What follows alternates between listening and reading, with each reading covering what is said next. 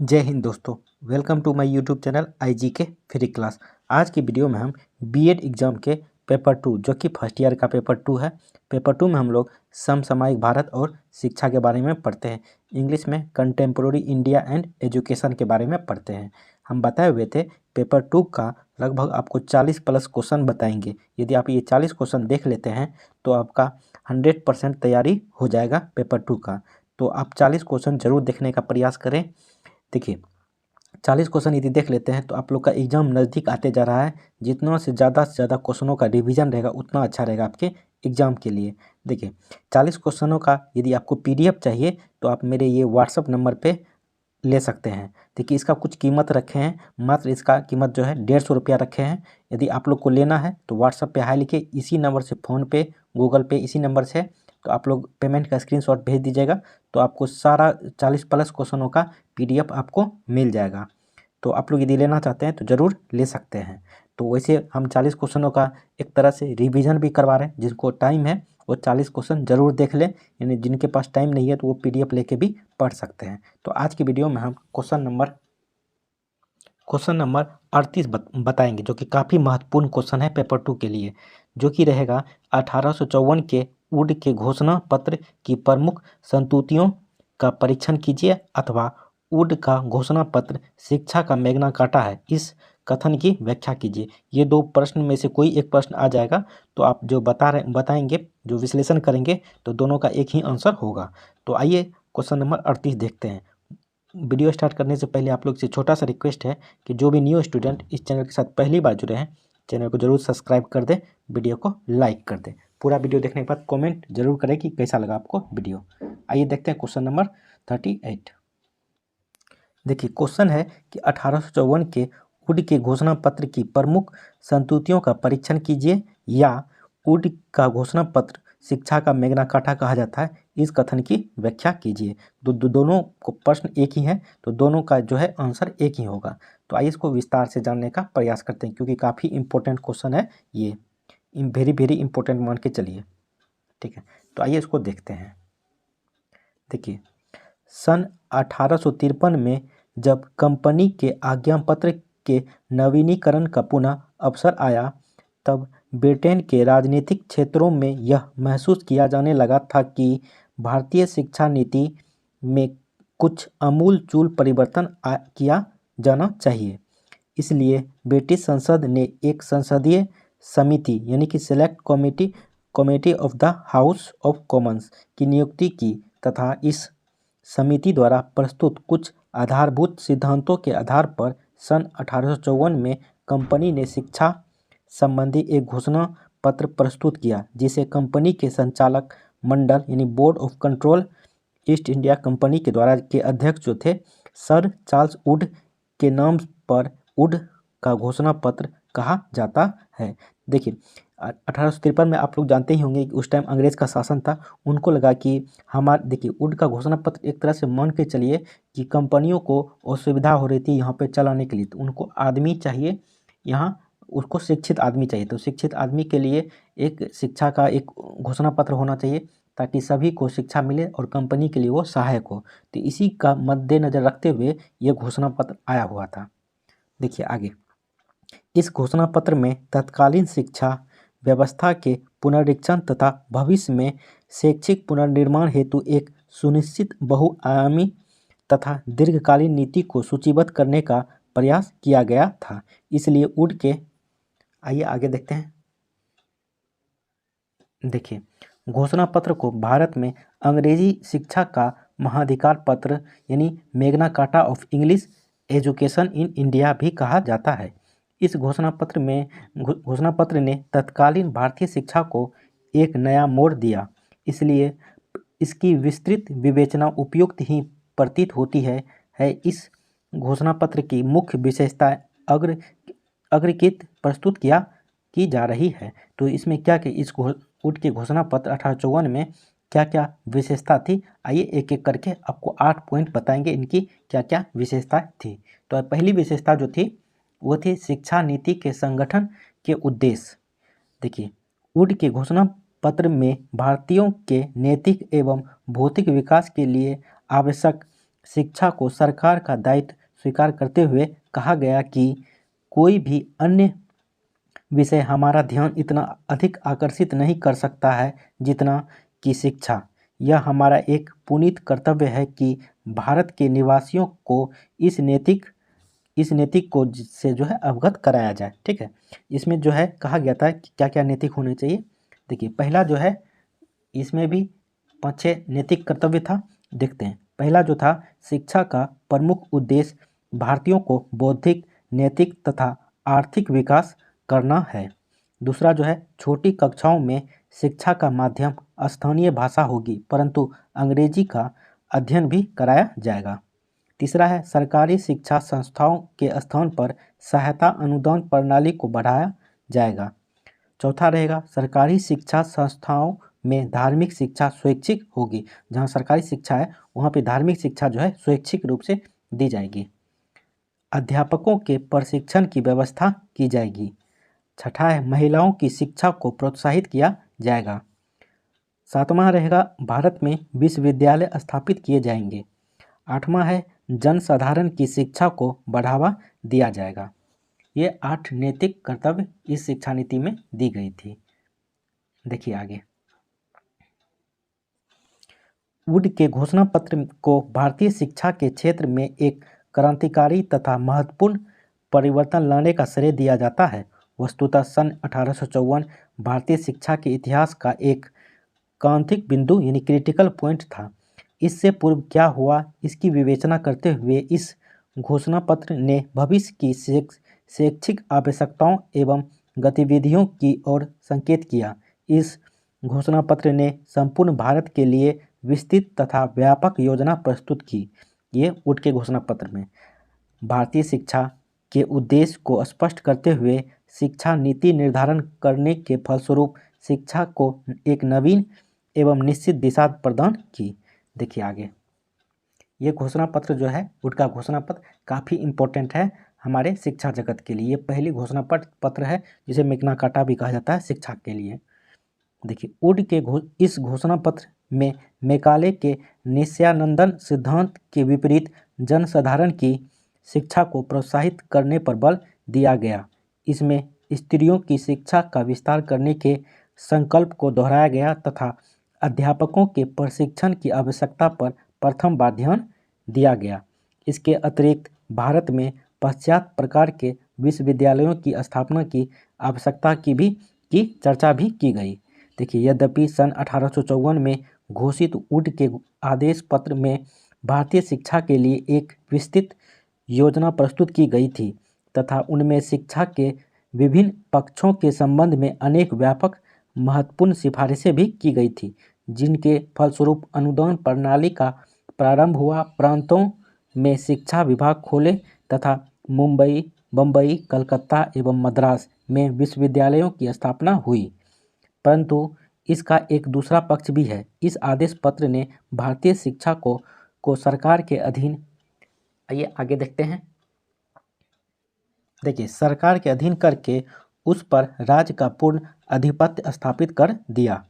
देश की प्राचीन परंपराओं पर कुठारघात किया तथा इस बात पर ध्यान नहीं दिया गया कि भारत में शिक्षा एक धार्मिक संस्कार थी। जो वुड का जो घोषणा पत्र आया था उससे पहले जो है भारत की शिक्षा जो थी वह धार्मिक संस्कार थी। इस बात का ध्यान नहीं रखा गया उसमें। आदेश पत्र में शिक्षा का मुख्य उद्देश्य सरकारी नौकरी प्राप्त करना मात्र स्वीकार किया गया, जिससे शिक्षा के व्यापक उद्देश्यों को आघात पहुंचा। आदेश पत्र के रचयिताओं का उद्देश्य नेतृत्व के लिए अथवा भारत में औद्योगिक पुनरुत्थान के लिए अथवा मातृभाषा की रक्षा के लिए शिक्षा देने का उद्देश्य नहीं था। भारतीयों तथा उनके परंपरागत शिक्षा व्यवस्था का अहित करने के कारण अनेक विद्वान इस आदेश पत्र को शिक्षा का महाधिकार पत्र कहे जाने का विरोध करते हैं। देखिए, भौतिक समृद्धि से युक्त करे जो उपयोगी ज्ञान के सामान्य विस्तारण से फैलती है तथा जो भारत में इंग्लैंड से अपने संबंधों के कारण प्राप्त कर सकता है। भारत में नागरिकों व्यापारिक प्रतिष्ठानों तथा ब्रिटिश घरानों के हित संवर्धन की दृष्टि से शिक्षा के उद्देश्यों की चर्चा करते हुए घोषणा पत्र में स्पष्ट किया गया था कि शिक्षा का उद्देश्य बौद्धिक एवं चारित्रिक उन्नति करना, राजपदों के लिए सुयोग्य कर्मचारी तैयार करना। इस घोषणा पत्र में ये सब बात कही गई थी कि कर्मचारी तैयार करना, भारतीयों को समृद्ध बनाना तथा ब्रिटिश उत्पादकों एवं जनता के उपभोग के लिए आवश्यक वस्तुओं की पूर्ति सुनिश्चित करने के साथ साथ ब्रिटिश कामगारों द्वारा उत्पादित वस्तुओं की मांग बनाए रखना था। आइए आगे देखते हैं। देखिए, शैक्षिक उद्देश्यों के परिप्रेक्ष्य में भारतीय शिक्षा प्रणाली के पाठ्यक्रम के संबंध में चर्चा करते हुए उन्होंने कहा था कि हम भारत में ऐसी शिक्षा का प्रसार देखना चाहते हैं कि जिसका उद्देश्य यूरोप की विकसित कलाओं, विज्ञान, दर्शन तथा साहित्य अर्थात यूरोपीय ज्ञान का प्रसार हो भारत में भी। दूसरा पॉइंट है इसकी विशेषता में, शिक्षा का माध्यम अंग्रेजी एवं देसी भाषाएं। देखिए, देसी तथा अंग्रेजी भाषा के उपयोग पर विचार करते हुए वुड के घोषणा पत्र में शिक्षा के माध्यम के संबंध में कहा गया था कि क्या कहा गया था भाषा के संबंध में, आइए उसको देखते हैं। देखिए, अंग्रेजी भाषा को वहाँ पढ़ाया जाएगा जहाँ उसकी मांग हो, परंतु अंग्रेजी का शिक्षण उस जिले की देसी भाषा के अध्ययन के साथ संयुक्त किया जाएगा। हम अंग्रेजी भाषा तथा देसी भाषाओं को यूरोपीय ज्ञान के प्रसार के लिए माध्यम के रूप में देखना चाहते हैं एवं हमारी इच्छा उन्हें साथ साथ भारत के सभी स्कूलों में पर्याप्त उच्च गुणवत्ता के साथ फलती फूलती देखने की है। तीसरा जो विशेषता थी, सहायता अनुदान प्रणाली। देखिए, सरकारी शिक्षा संस्थाओं को क्रमशः स्थानीय संस्थाओं के प्रबंध को सौंपने तथा उन्हें सरकारी अनुदान देने की अनुशंसा करते हुए घोषणा पत्र में कहा गया था कि भारत में सहायता अनुदान प्रणाली का अत्यंत सफलता से लागू किया गया है तथा हमें विश्वास है कि इससे राज्य से प्राप्त योगदान के अतिरिक्त स्थानीय संसाधनों की सहायता मिलेगी, जिससे सरकारी व्यय में कुछ बढ़ोतरी से शिक्षा की तीव्र प्रगति हो सकेगी। सहायता अनुदान प्रणाली के क्रमशः लागू होने के साथ केवल सरकार द्वारा संचालित सामान्य शिक्षा प्रणाली समाप्त हो जाएगी तथा अधिकांश वर्तमान सरकारी संस्थाएं विशेषकर उच्च स्तर की, आइए आगे देखते हैं। देखिए, या तो बंद कर दी जाएगी अथवा राज्य के नियंत्रण एवं सहायता प्राप्त स्थानीय संस्थाओं के प्रबंध तंत्र को हस्तांतरित कर दी जाएगी। चौथा है सरकारी संस्थाओं में स्वैच्छिक धार्मिक शिक्षा। देखिए, इस घोषणा पत्र में सरकारी शिक्षा संस्थाओं में धार्मिक शिक्षा का पूर्णरूपेण स्वैच्छिक होने के संबंध में कहा गया है कि भारत के समस्त जन समुदाय के लिए स्थापित किए गए शिक्षा संस्थाओं में दी जाने वाली शिक्षा अपरिहार्य रूप से धर्मनिरपेक्ष होनी चाहिए। ये वुड के घोषणा पत्र में ये चीज़ के बारे में कहा गया है। देखिए, ईसाई धर्म के बारे में छात्रों के द्वारा अपने अध्यापकों से पूछे गए प्रश्नों के बारे में दिए गए स्पष्टीकरण को हतोत्साहित करने की हमारी कोई इच्छा नहीं है। यदि यह सूचना विद्यालय अवधि के अतिरिक्त समय में दी जाती है तो देखिए, कोई भी ईसाई धर्म के बारे में कोई भी स्टूडेंट टीचर से पूछता है तो वो अध्यापन के टाइम में, यानी कि स्कूल जब चल रहा उस टाइम में नहीं उसका क्वेश्चन का आंसर दे सकता है, मगर विद्यालय के ख़त्म होने के बाद, छुट्टी के बाद ये प्रश्नों का जवाब उन्हें मिल सकता है। आइए आगे देखते हैं। पांचवा जो विशेषता है वह है अध्यापकों का प्रशिक्षण। अध्यापकों का प्रशिक्षण यानी ट्रेनिंग ऑफ टीचर्स।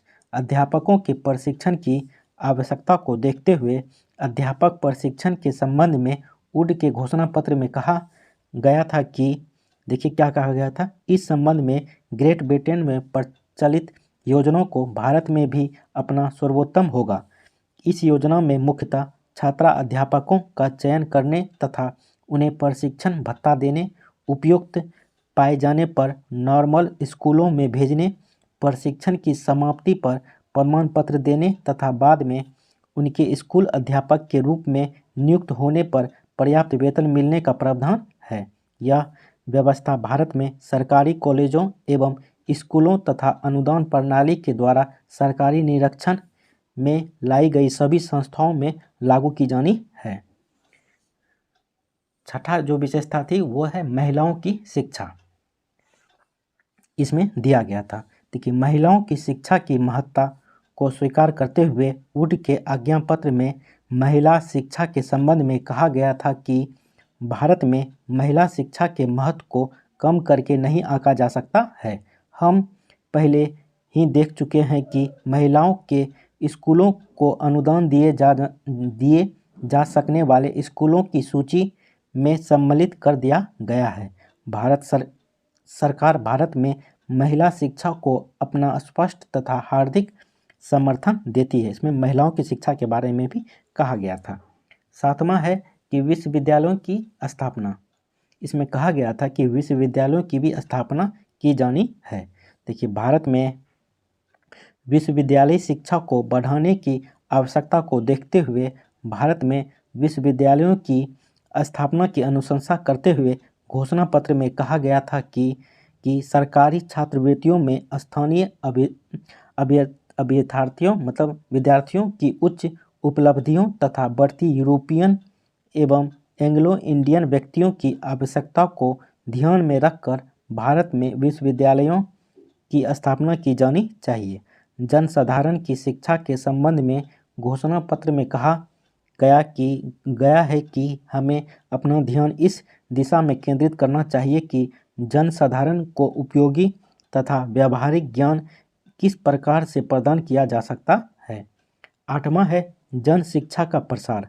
देखिए, वुड के घोषणा पत्र में जन शिक्षा की आवश्यकता एवं महत्व को स्वीकार करते हुए जन शिक्षा को प्रोत्साहन देते हुए कहा गया था कि हमें अपना ध्यान अब एक महत्वपूर्ण एवं बहुत अधिक अपेक्षित प्रश्न की ओर निर्देशित, आइए आगे देखते हैं।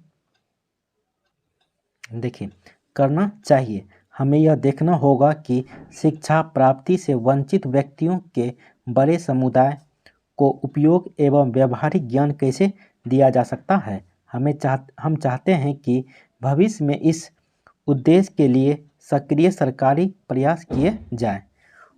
उपरोक्त विवेचन से स्पष्ट है कि चार जो विवेचना किए हैं उससे स्पष्ट होता है कि वुड के घोषणा पत्र में भारत में शिक्षा व्यवस्था को एक नूतन आयाम देने की संकल्पना की गई थी तथा इसके लिए शिक्षा संबंधी योजना प्रस्तुत की गई, जिसे संक्षेप में निम्नवत लिपिबद्ध किया जा सकता है। देखिए, कुछ भी हो, वुड के घोषणा पत्र के फलस्वरूप भारतीय शिक्षा के क्षेत्र में अनेक क्रांतिकारी परिवर्तन हुए। सन 1855 तक प्रत्येक प्रांत में शिक्षा विभाग स्थापित किए गए, सहायता अनुदान प्रणाली लागू कर दी गई, छात्रों को जो है छात्रवृत्तियों देने की योजना का क्रियान्वयन किया गया तथा सन 1857 में लंदन विश्वविद्यालय के पैटर्न पर भारत में 3 विश्वविद्यालय कलकत्ता, बम्बई एवं मद्रास में खोले गए। ये लंदन विश्वविद्यालय के पैटर्न पे भारत में 3 विश्वविद्यालय खोले गए, कलकत्ता में, बम्बई में और मद्रास में। देखिए, घोषणा पत्र की कुछ ही योजनाएं लागू हो पाई थी कि सन 1857 में स्वतंत्रता की क्रांति हो गई। तो स्वतंत्रता की क्रांति 1857 में हुआ था, तो इससे जो है कुछ जो है चीज़ पीछे रह गई थी।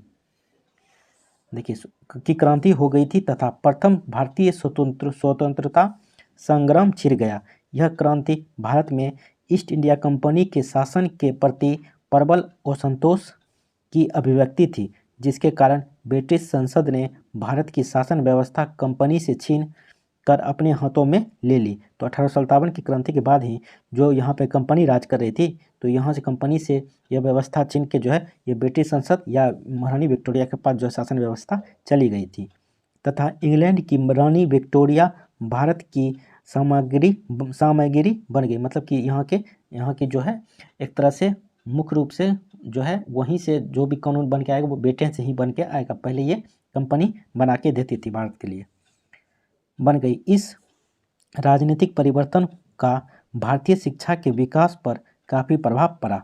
यद्यपि भारत में शासन परिवर्तन तो हो गया, परंतु कंपनी के कर्मचारी ही भारत की सामग्री के सेवकों के रूप में पूर्ववत कार्य करते रहे। उनकी मनोवृत्तियों में कोई परिवर्तन न आने के कारण वुड के घोषणा पत्र की अधिकांश सिफारिशें फाइलों में दबी पड़ी रह गई। सन 1858 में सरकार ने अपनी नीति में धार्मिक तटस्थता के संकल्प को पुनः दोहराया, जिसके फलस्वरूप ईसाई मिशनरियों के प्रति सरकारी रुख कड़ा हो गया।